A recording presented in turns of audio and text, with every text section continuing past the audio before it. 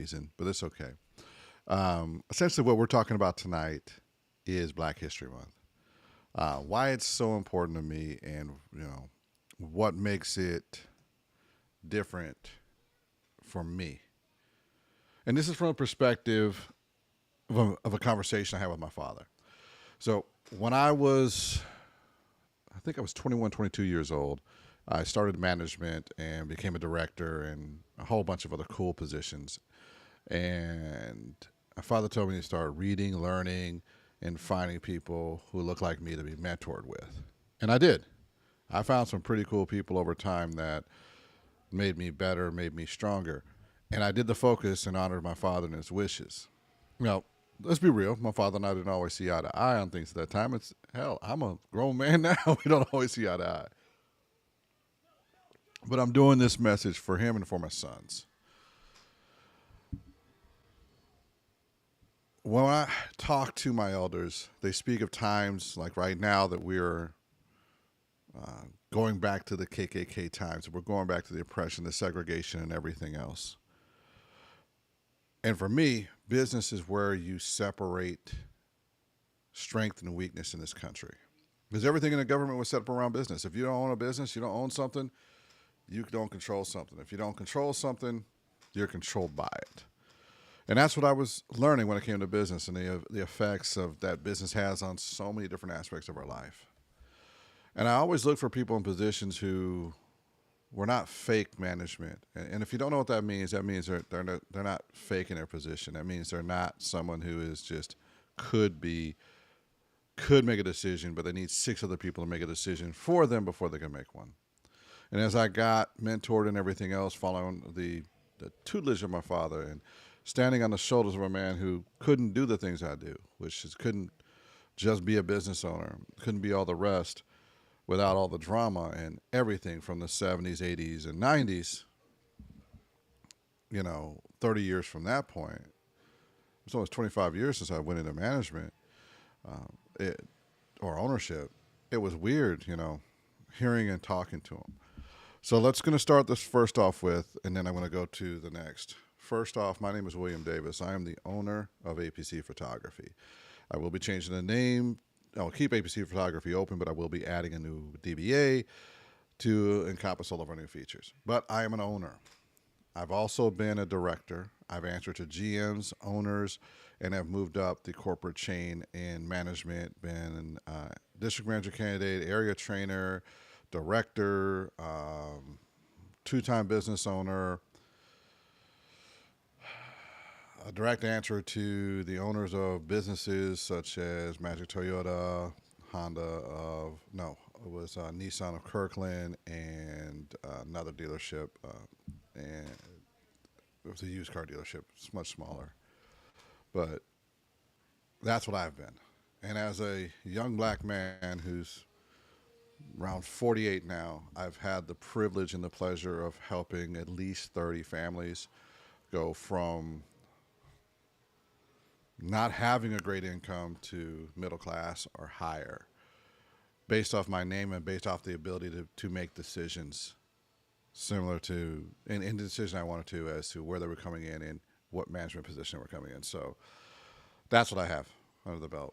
There's a few other things, but I don't want to toot the horn or anything. I want to start there and be the first of the black business owners and decision maker positions. And my mentor taught me that. He was the owner of Magic Toyotas and Michael's Toyotas, and one of the first lessons he gave me when I became an owner in 2017, I was talking to somebody in Florida in 2018 about doing a job, and he reminded me before I had that conversation with him, you are speaking to the owner of that company, and you are the owner of your company. If he treats you anything less than that, do not allow it, and treat him as the owner with that courtesy and respect, and make the expectation that comes back to you. It was one of the biggest lessons of my life when it came to running a business, to be very respectful and honorable to the people who are willing to give you the conversation, but at the same time to let them know where you're at and hold that title with dignity and respect. And speaking of titles of dignity and respect, let's talk about Kirk Meade. He is a chief executive and strategy leader equity center transformation. Not only that, his career, this is all public that you can find this on LinkedIn anytime you look. So this is just people that you could find there. Chief strategist for the Carrington Group, which is amazing. Founder and CEO of a strategic advisory firm. He was a director and stakeholder. He was a director in development communications, and he was assistant vice president of a bank. If you wanted to see someone that could match, let me get it. I'll go back to this.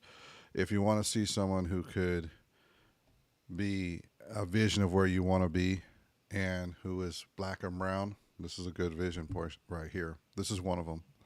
This is black history that is now, that's present, that stands on the black history that we look to grow on. So that's one. I'm going to add another one in here. Unfortunately, to do it, I have to do the stop the screen share, and then grab another one. So I have to switch scenes every single time. So, Vaughn Taylor. All right, impact. Vaughn Taylor. He is the Vice President of Economic Development of Seattle Metropolitan Chamber of Commerce. This is a pretty awesome position. I like seeing that. He has also been a CDFI program officer, director of business development. He's also been a director of marketing and leasing. All these positions are really great positions that you could have if you went and got your education as a black man or woman, and put you in decision-making positions and also allow you to become a mentor and be powerful in your community. Vaughn's a great example of that, and this is just another position and another person in that same way. We're going to go to our next one.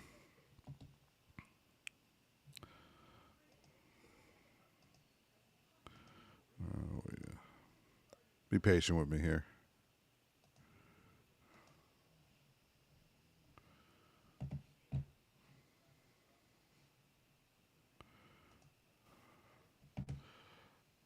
Renard Jenkins, founder, senior executive, fractional CTO. Let's be real here. These are great positions. President and CEO of A2 Technology Studios and Labs, which is pretty awesome. He's a CEO. He was once a senior vice president in production integrations and creative technology services for Warner Brothers Discovery. What? Warner Brothers and Discovery?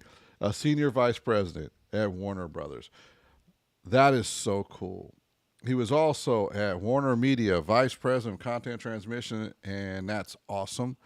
And at PBS, he was a vice president, too, of PBS operations, engineering, and distribution. Thank you to everyone who allowed us to stand on shoulders like Renard Jenkins is.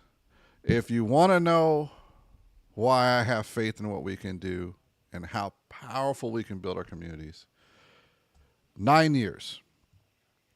1 year, another year here. So this ended up being like two or 3 years, and now we're at 3.5 years here.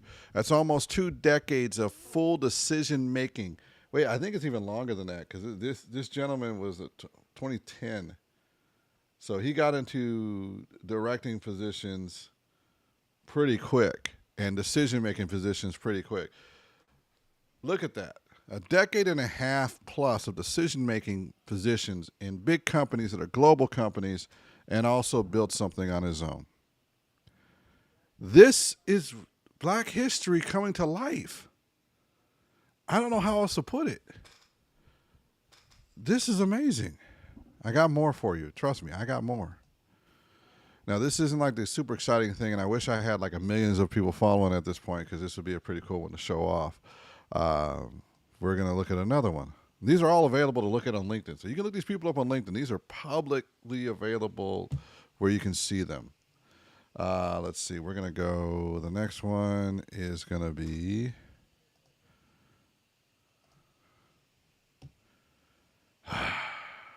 Oh, yeah. We about to get into a good one here. I love everything this person has done. And this is for my sister, my nieces, and all the rest. This what this one's for. Stacy Ybarra, Chief Marketing Officer. Look at that. This beautiful black woman has done these things. So she's the Chief Marketing Officer at Lighthouse. She was also the Vice President of Marketing. So both positions were direct decision positions, a powerful position in the C-suite and in decision making. It gets even better. She also was a Vice President and Senior Director for 8 years before. So we were looking at almost 17 years. 17 years of direct leadership in direct decision making positions, period. Beautiful. I love this. Once again, standing on Black history and elevating Black history. I love this. All right, I got one more for you. This live stream is really just to kind of give grace and give, announcement to people who've done really cool things. This is going to be my last one of the night. This is a quick little stream, but this was in honor of my father, who asked me where I was coming from and where I was thinking from. Well, this last one is going to be, kind of my wheelhouse. But I wanted to, this is more for my father than anyone else. This is what I learned from you. Find these people who stood on the history of other black men and women and elevated and went further than where we were in the 50s, in the 60s, the 70s, the 80s, and just kept growing. So the next one here, James Gilmore, award-winning director and storyteller. This guy's pretty cool. American Heritage and Lending, LLC, director of video, senior director. Can make decisions on what we're going to be doing for video productions at a pretty high level at a lot of cool companies. And he's been doing this one for a couple months here. Has been at this video production for like 4 years. He's been a producer and has been award-winning. And that's under my alley. And I know as a producer, you get to make decisions that others can't make. And moving on the way up. But I just wanted to share some of this tonight because this is Black History Month. But to me, my history, when I look at Black history, is I saw people like Denzel. I saw people like a few other black business owners and a very scarce amount of people who were in C-suite, and was like, I'm going to try to catch them. I was 21 years old. I turned my life around, and I ended up working for a company called Radio Shack, which is now defunct. I became a real GM, which meant I had to actually run the P&L head to toe in a store, and I was pushed into the district manager candidate position at 22 years old. Tons of awards and stuff like that. Flew down to Texas, where they have you actually go through full GM trainings and everything else, and then we come back and you run stores, and then you learn how to do training of people, scheduling, and all the rest. Learn the costs, learn to do contracts, learn contract laws, all those things. And now I learned that at 21, 22 years old. Then I got moved into an area training position, and then I had DVPs, VPs, and regional directors saying, "Hey, how you doing? We're looking to promote you." Had a snafu in my career. Had I listened to my father, I probably would have been further in my career on that side of it versus being a business owner. But, either way, it's come out really great. And it's interesting. When I went into those rooms the first time, I was alone. And I want you to hear this quite a bit. Every one of the people I showed you today are around my age. And we were never as alone as our fathers and our grandfathers, our mothers and our grandmothers, as they were taking the steps to allow me to have a platform to stand on, to move into real GM positions, real ownership positions, real decision-making positions. Because I can remember how lonely I was the first time I was in a GM meeting, and there's 30 GMs there. Got their own stores, they got their own thing. They have between $750,000 to $1.5 million worth of annual sales that they're responsible to produce inside of a location with an average sale ticket of $25. So you figure that out. You got to figure out how to bring in revenue. I was lucky my store was sitting right around 30, so I automatically got gains over everybody else. But that was hard work. I worked hard to get there, and my team did too. But I got to tell you, it was lonely when you're in a meeting, and then when you go to the regional meeting and you're the only one there. And really came down to it, by the time I was in the Pacific Northwest, so I didn't realize how alone I was until I got there. And what helped me get through it, to stay in management, to stay in a leadership position, which I really wasn't strong enough, was just listen to my father's words and listen to my mother's words, stand on a legacy. And that's really what it comes down to right now. There's a lot of things that are going on right now that are, let's just say, not so advantageous to what people want it to be, and not as much of the I'm happy, go lucky type thing. But I can say this much. In our community, we have moved up quite a bit. We now are standing at a precipice of being not just in the decision C-suite, not just in the board of directors, not just in ownership, in areas, but we're now at the ownership phase. Our next set of history is going to be, our next present that will be history will be us moving from 3% of all the businesses in the United States to matching our population, which is 14% of the population. We will hit 14% of every business there is. That is my personal goal to help out with over the next 25, 30 years. I'm 48 years old. I plan on being here till I'm, good 80, 85, 90. And I want to have a legacy to give my children, my grandchildren, and my great-grandchildren. I want my wife to be happy with me. I want my mother, when she looks down from heaven, to be happy with me. I want my father to go, that's my son. And I want Big Daddy, Big Mama, Tip Mama, Medea, Mr. Slim, all to look down and be happy. My grandfather, who I was named after, Bill Cameron, to be happy that I brought him a legacy and in the family. And I want to be my community's Black history.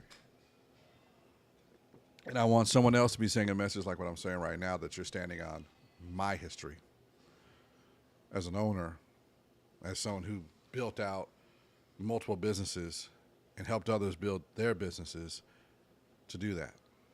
And part of my legacy is, if you've ever worked with me, especially as a signed-in contract with me, I always require you to have a business. And the reason why I'm doing that, this is to follow the history of what we had in Tulsa. This is to follow the history of what we had in Georgia, in Louisiana, and other cities. Now, we couldn't document our businesses the way we used to, the way they're supposed to be now. But back then, we couldn't. It wasn't as easy. And some places just wouldn't allow us to get the licenses, but we still run a business. And when it did, it wasn't made easy. But I stand on the legacy of those people there that worked there, off to make that possible. And I'm proud of the legacy we have in our Black communities and our brown communities of the greatness then. And as we have, over the last 30 years, 40 years, with education and with colleges, with HBCUs, and with business development, small business centers have been slowly building up businesses. I think it's time for us to take that next level and stand on the history of our Black heritage. It's time to start owning businesses, start developing, even if it's just a business that's running 10, 20, or $30 million. And I know that sounds like a lot, but let's be real.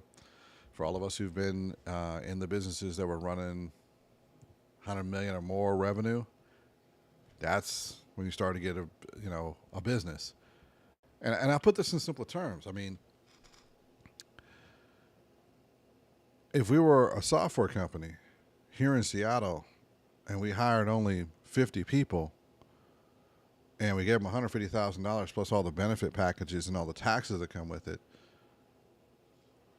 we're looking at almost $10 million right there. I mean, it sounds insane, but that's $10 million. That's just labor. $10 million, baby. By the time it's said and done, 10 million. If we add the taxes on top to make that 10 million, that's really $15 million of revenue that has to come in the door without a $0 in profit for the company. And that doesn't even include rent, where we're going to put them, the internet, and all the rest of that. So when I talk about building legacy and building businesses, I am sincere. I want to see us running software companies. I want to see us running IT companies. I want to see us running AI companies. I want to see us running the new manufacturers that are becoming in the United States. We should have the real estate companies. We should have all the rest of that. And we can by standing on our black heritage. And I'm very proud of everything. And the people I point out today are all incredible people. And if you look through LinkedIn, if you are a young man or woman, or if you are an older man and woman who want to see where we've gone with our legacy, go into LinkedIn and just start looking for VPs, CMOs, board directors, and look for someone who looks like you and be proud. If you're older, this person stood on your legacy, stood there and was proud to be there. I mean, what more could we ask for? Let me go back to one of the examples here because it's really important. I mean, if we're going to talk about this, let's bring this example back up. Chief Marketing Officer. If you are a woman out there and you want to look up someone who's doing something, there you go. Chief Marketing Officer out here in Seattle, in a place where we're only 6% of the population. She's a Chief Marketing Officer. I couldn't tell you anything better than that. And that's standing on the legacy of our history. So that's what I got to talk about. And I think we can do it. This was one of those moments where I wanted to really speak out to my father. And then I will be sending this link to my father. Why it keeps doing the double clicks, I don't know. I think I got to figure out what's going on with this system here. This is for you, Father. I wanted you to see that I saw what you said, used it, and utilized it. And I was 21 years old, didn't know what I was doing. I was stupid. But I at least listened. And I spent 5 years building up a business career. And then I went back to political fundraising. And then I went back into sales. And then within 3 years, built a strong enough reputation that only GMs and owners hired me. And there really was only a couple of positions I could go from there. It was either director of finance, director of my own department, GM, or GSM. I wasn't going to go to the desk because that just wasn't my thing to do. I wanted real positions with real decision making. That being said, it was fun talking to y'all. Like I said, this is more for my father than anybody else. So everybody have a good night. Bye.